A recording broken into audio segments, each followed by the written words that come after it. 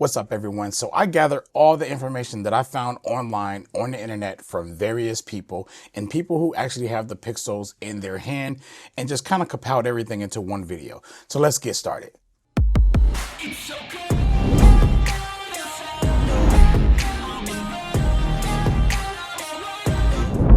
All right, so without wasting your time, let's go ahead and talk about everything that I found new in the Pixel 10 Pro XL. First thing, telemacro. I just found out that we may have telemacro in the Pixel 10 Pro XL. A good friend of mine has showed me an example. He has his hands on the device currently now. The next thing would be bigger battery. I mean, I'm pretty sure all of you already know this already, but the battery is 52 milliamps now, 5200 milliamps now. So that's pretty exciting to see how this battery is going to play out, because they're promising us not 24 hours, but 30 hours now with the increased battery and the increased efficiency in the Tensor G5 chip. Portrait mode. I mean, finally, but I don't know. They said they improved the portrait mode, right? So I'm excited to try it out for myself. I'm not a fan of Google's portrait mode as far as the cutout goes, but as far as the quality and the look of it, I do like that part. But I think that Google is the one that's further behind when it comes to the cutout. I think that other brands are doing way better with the cutout. And if Google can fix that portion of portrait mode, I think that, not saying they're going to be at the top of the game of portrait mode, but I think they'll just have a good portrait mode like everybody else, right? Because that's all we all want. We don't need the best one. We just need all of them to be good. But Google's is just not good when it comes to at least people, right? When it comes to other things, it does a really good job with cutouts. But people, it really sucks.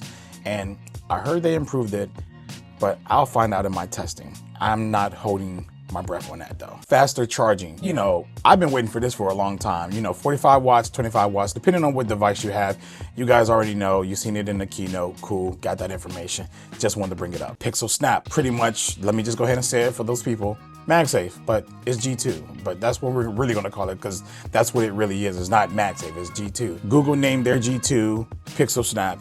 Apple named their G2 MagSafe. Another thing that was brought up was better image processing for your Pixel cameras, which should mean that your pixel processing should be 10 times faster, probably more faster than 10 times, but just much faster in this generation. So I'm excited for that, because, you know, when I'm shooting multiple pictures, I know that the buffer gets full pretty fast because Google is processing an image. So before an image can be placed back into the buffer, the other one has to go out. So I get about 3 shooting in RAW at 50 megapixels, and I'm shooting something that's moving and I'm constantly hitting the shutter. I probably get about 3 or 4 shots before the buffer actually gets full. Then I gotta wait for them to process out of the buffer so I can start taking more shots. So hopefully they process much faster now, so I can actually get more action shots out of that 50 megapixels raw files. But normally, if, you know, I know that I'm gonna shoot something that's gonna be moving really, really fast, I just take away the 50 megapixels and put it in 12 mode, and then I can hit that shutter all I want, you know, because it's going in the buffer and coming out faster.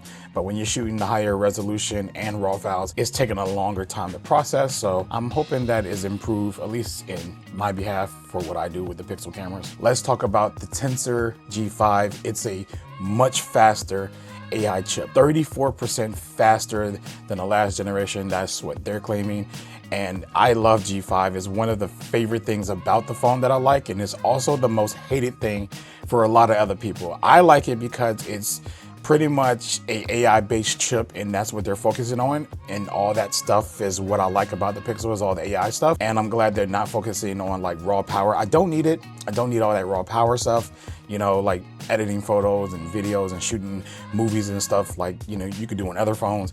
I don't do that on the phone. So I rather them focus on like what they're focusing on, and I love it. And also my phone, my Pixels always felt faster than most of the competition out there. Like, you know, everyday tasks just feels faster. And if it's not faster, it just feels 100% on par. Next will be the brighter display. We actually got a brighter display this year, 3300, which is the brightest on any phone. That's the claims right now, I think. I thought we had a phone that was like 35, but I could be wrong. But 3300 right now is the brightest on the phone that they say. So take yeah.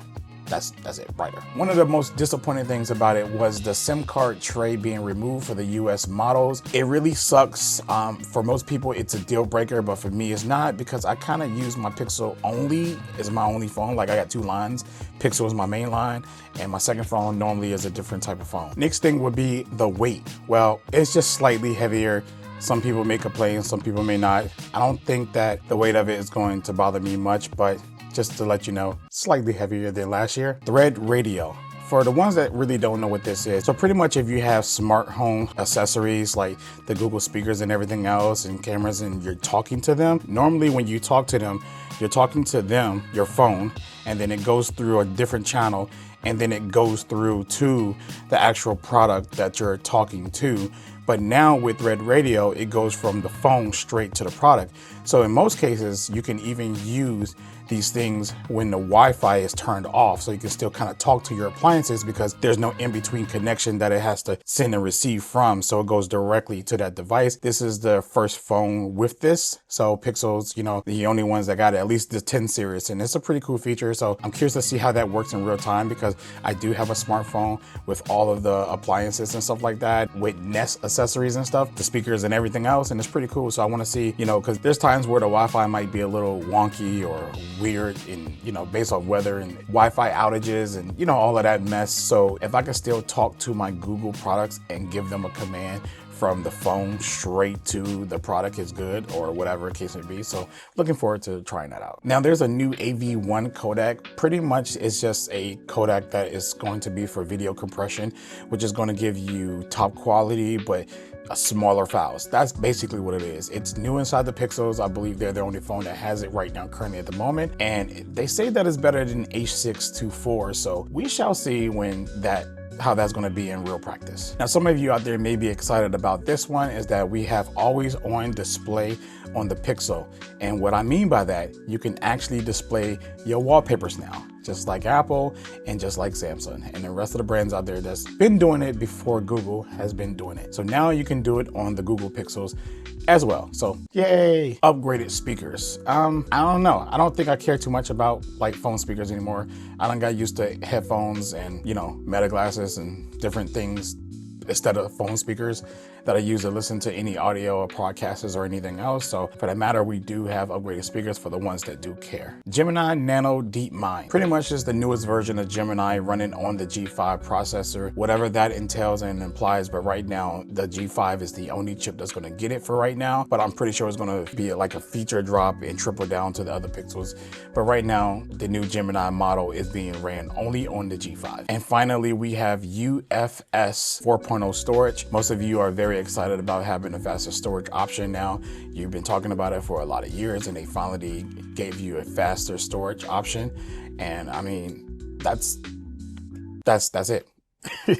Faster. Anyways, everyone, I really hope that you enjoyed this video. And when I get my Pixel in, I'm going to test a lot of this stuff out to see how it plays out, how it works and everything like that. And as always, if you want to catch a lot and more content video, please hit that like, share, subscribe button, because I will be covering this Pixel 10 Pro XL for a whole entire year until the next generation comes out. Anyways, this is Devon Digital, and I'll catch you in the next video. Peace.